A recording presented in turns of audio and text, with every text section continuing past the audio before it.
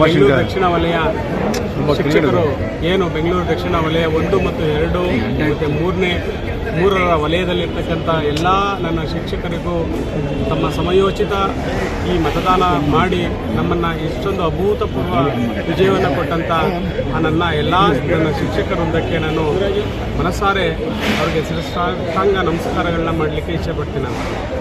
ಏಕೆ ಅಂತಂದರೆ ಇವತ್ತು ಸೇವೆ ಅನ್ನೋದನ್ನ ನಮ್ಮ ಟೀಚರ್ಸು ಗುರುತಿಸಿದ್ದಾರೆ. ಸೇವೆ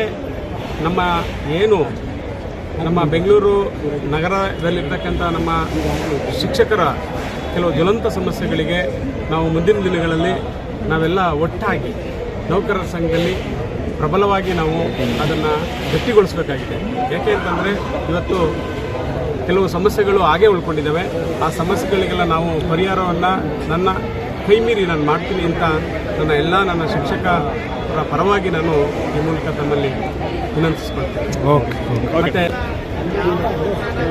ಬೆಂಗಳೂರು ದಕ್ಷಿಣ ಜಿಲ್ಲೆಯ ಅಭ್ಯರ್ಥಿಯಾಗಿ ಶಿವರಾಜು ಎಲ್ ಹಾಗೂ ಎಚ್ ಚಂದ್ರಪ್ಪ, ಎಂ ಸೌಭಾಗ್ಯ ಈ 3 ಜನ ಅಭ್ಯರ್ಥಿಗಳು ಶಿಕ್ಷಕರ ಪರವಾಗಿ ನಿಸ್ವಾರ್ಥವಾಗಿ ಸತತವಾಗಿ 15 ವರ್ಷಗಳಿಂದ ಸೇವೆಯನ್ನು ಮಾಡ್ಕೊಂಡು ಬಂದಿರತಕ್ಕಂಥ ಪ್ರತಿಫಲ ಇನ್ನು ಮುಂದೆಯೂ ಸಹ ಶಿಕ್ಷಕರ ಸೇವಕರಾಗಿ ಹಾಗೂ ರಾಜ್ಯ ಸಂಘದ ಜೊತೆಗೂಡಿ ಶಿಕ್ಷಕರ ಅನೇಕ ಸಮಸ್ಯೆಗಳು ಬಾಕಿ ಉಳಿದಿವೆ.